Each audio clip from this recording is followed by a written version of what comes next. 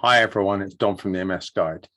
I'm certainly going to tell you about the next phase or step, or call it what you will, in my journey, not keen on that word, on my trip to Lemtrada from Ocrevus. But a couple of things first. How's your week been? Mine's been weird. Here. I got a fine for £30 for driving in a bus lane, and it turns out that the bus lane that I drove into is about 30 meters long, and there's some lights there, and now I'm going to have to appeal it, and it's just a pain in the backside because I'm now going to write to them and appeal to reason anyhow. I used to teach advanced driving. I'm not a complete muppet behind the wheel, but that aside, I had a COVID jab, my third one last Saturday. Certainly in the UK, there seems to be all this confusion between third and booster. They're the same drugs. It's just confusing because they're using a different term for different timings. I know Prof G is talking about the third dose a lot. That's what I had, immunosuppressed. We don't expect it to do anything, but I maintain my 1%. If it gives me 1%, that's great. I had a piece published on the Bart's blog, or it's called something different now, the Multiple Sclerosis Research blog. I don't know about you, but when I write things, I've got about 4 documents open that I agonize over, and they haven't gotten any further. But this, I just sat down, knocked out a page of A4, and went, that's okay. Had it proofread by my wife and a friend, and took on board their suggestions, which took about 3 times as long as the 10 minutes of writing. And it's about disclosure, because lots of people are talking about disclosure. And it's just my view on essentially the preconditions. You've got to be comfortable with your MS before you tell other people. Otherwise, it makes your life really hard, because if you're scared of something, like I'm scared of wasps, it comes across, and I'm pretty sure the wasps know it about me. Anyway, back to Ocrevus and Lemtrada. I was really, I think, pissed off is a way to describe it, when I had heard that there was conflict between various medics. I've now had a very long conversation with my neurologist, who I think is a really decent person. And as ever, it's nuanced. Though they want to see B-cell repopulation, what they actually mean is not a full complement or anything. They're happy with 1%, because what that's telling them is that there is, I don't know if it's the right word, kinetics, the movement. It means that they're suddenly waking up, because one thing Ocrevus does incredibly well is, from a very early point, it just carpet bombs your B cells, which is excellent for controlling your MS. But it turns out, as I've said many times before, not great for seroconverting a vaccine, i.e. getting any response to it and it affording you or me any protection. Like I said, I'm going for the 1%. But there's other neurologists I know, a couple of whom I've spoken to, who feel that, as one said to me, Lemtrada kills B cells and T cells. And if your B cells aren't there, you can't kill them twice, which makes perfect sense, because I'm not a neurologist. But then the other neurologist said to me that they've used a lot of Lemtrada, and they see the patients having their B and T cells wiped out, but they come back quickly within about 3 months generally. And their point was that B cells seem to lead the charge when there's repopulation after Lemtrada.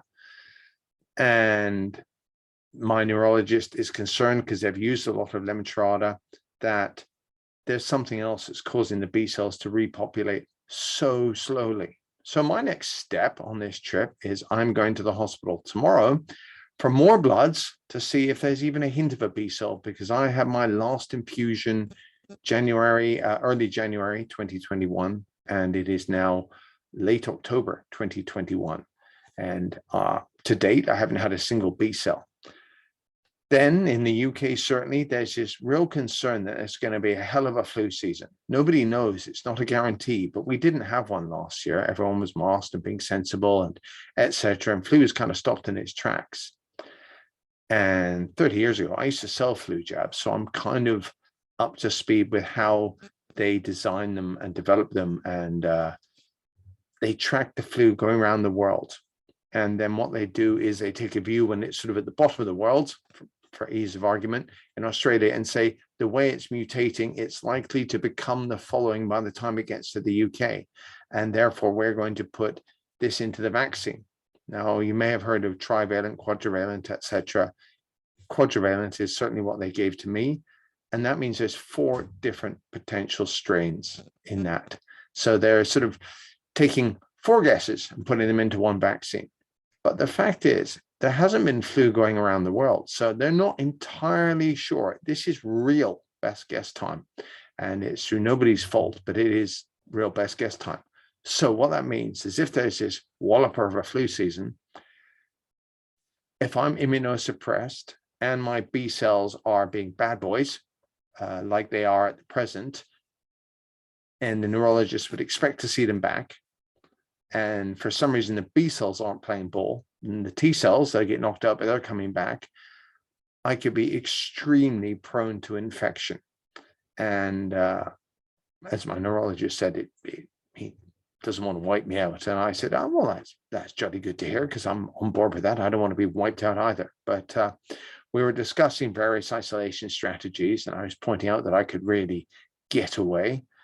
But their point was, hey, you've got plenty of nasty bugs that live in your own body, and you could get ill from them. Plus, you need to be available to go to hospital. And the other point he made to me was that I really have to take anything seriously, a sore throat, a sniffle. In the first 3-4 months, he said almost everything is treatable, but they need to get on top of it first. So this is, again, why it doesn't scare me. And I know that the neurologists are really, really sort of deep professionals, and I have no problems with this. It is one step back to go forward, to be able to take things like COVID jabs or anything else. Assuming I live long enough, I'm sure there's going to be other lurgies that pop their head up in our world. Anyway, that's where we are. I will go to the hospital tomorrow. I will see if I've got B cells. Kind of for a laugh, we're seeing if I've got any response to the COVID jab. Not that anybody expects it. Plus, it's probably a bit too soon. You generally want to wait at least 2 weeks to see any protection from them, and it's only a week. So my nurse just said, well, I'll stick it on, we'll see. I didn't ask for it, but I don't expect anything, nor do they. One of the benefits of having all these blood tests, because I'll be having them 3 to 4 weekly now to see if my B cells, when they finally poke their head up, then we're going to jump on them with Lemtrada, providing that it's not a crazy mad flu season. And we'll go from there. But until then, I really, really rely on you guys to subscribe to the channel. About half my viewers don't. I get endless statistics from YouTube. So I would be super grateful if you'd subscribe. If you want to know when things are released, then click that bell so that you get a notification.